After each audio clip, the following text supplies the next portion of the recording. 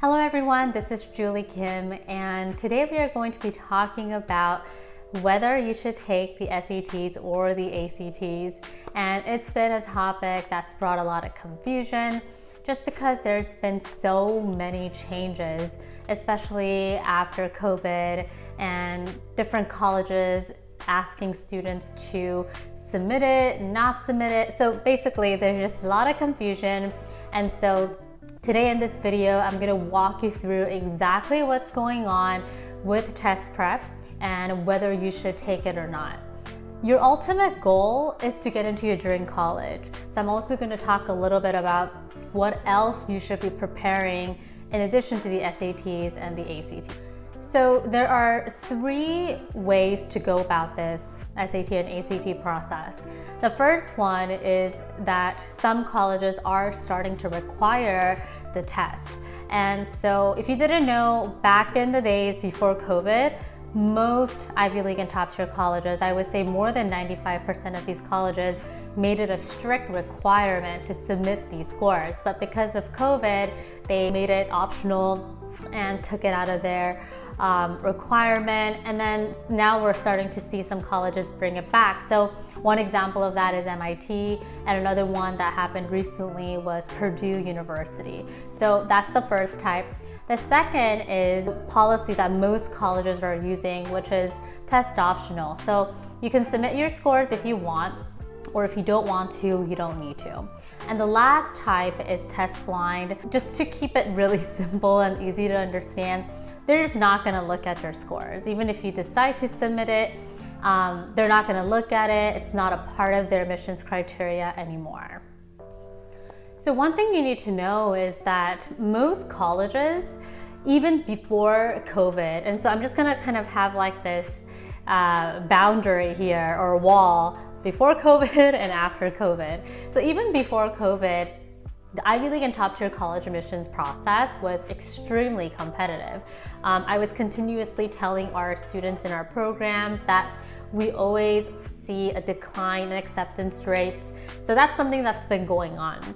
And one thing to note is even before all these colleges started to make it test optional, test blind, or what have you, getting a perfect SAT score or an ACT score was usually not the reason why students got accepted into Ivy League and top tier colleges.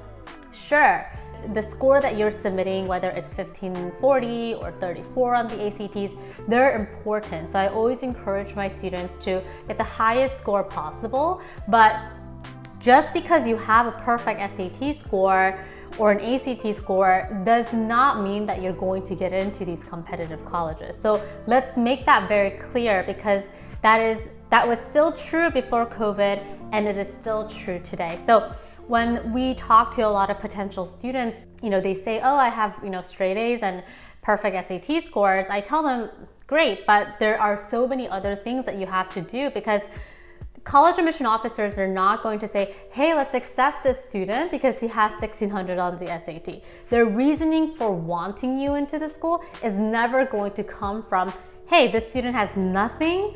The student did all the generic activities, but he has a perfect SAT score, so let's go ahead and accept him. That's never going to happen. So to fast track to post-COVID, because SAT and ACT scores are not required in all the colleges, and also because some students decide to submit it and not to submit it, there's definitely been more emphasis on two areas. That is going to be, number one, your GPA, the rigor of classes you're taking. So basically your transcript. Your transcript is one of the most important pieces of paper that colleges will look at very carefully. And so we've been continuously telling our Passion Project Bootcamp students that we need to make class selections very carefully. Getting good grades, of course, super important. So there's going to be a lot of emphasis there.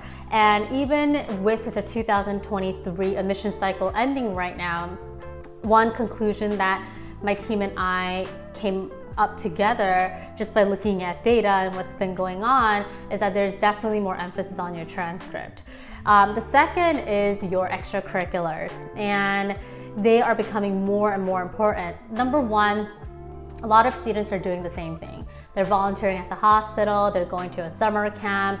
They are just kind of like checking off all the boxes that they think they need to check off, which is actually not the smartest way to go about this process, especially if your competition is like 3%, 4%, 10% in some of the top tier colleges.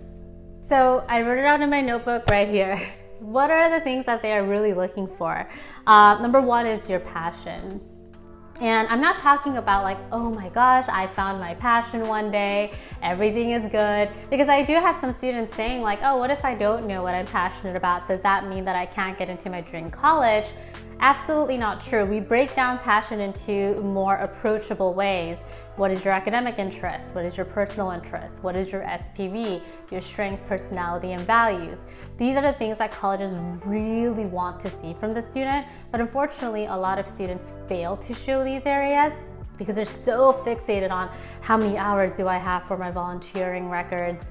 They're just focusing on the quantity and trying to make things look good. So your SPV, your passion, those are things that are really important. So you can't just say, I'm passionate about something, so let me get into your school. You need to show evidences of that. And so that's where we help a lot of our Passion Project Bootcamp students with building their passion projects, landing research positions, and creating something that's just really unique and something that they're truly excited about. The second is intellectual curiosity. At the end of the day, you're going to college because you want to pursue your academic interests. So colleges really want to see students who are already tapping into their academic interests and demonstrating intellectual curiosity. So that has been a value and character set that colleges really want to see from students. And the last one is recommendation letters. In the past 6 to 7 years, we've been seeing that a strong recommendation letter can make or break your application. So a lot of students get very similar recommendation letters from their 2 core teachers and their counselor. So it's really important for you to get really good letters because that could tip your application over to the accepted pile, I promise you. So the bottom line is this. It's important for you to do well in your SATs and ACTs, and I've had many students in our program who did not submit their SAT and ACT scores, and that was because after evaluating their scores and kind of what they worked on, it just made sense to not submit it. So everyone's case is different. So I recommend that you don't listen to a stranger on a forum or whatever else someone else did in another state. Everyone's case needs to be analyzed and interpreted and planned out. So please do not follow the crowd's opinion or unsolicited advice. So it is important for you to do well on these exams, but you have to make the careful decision whether you should pursue the test or skip it altogether. I had one student, and this is just an example I want to share with you. She actually had a couple of B's, and we decided not to submit her SAT scores, and she got into UPenn. And so, of course, having a good score is what we're looking for.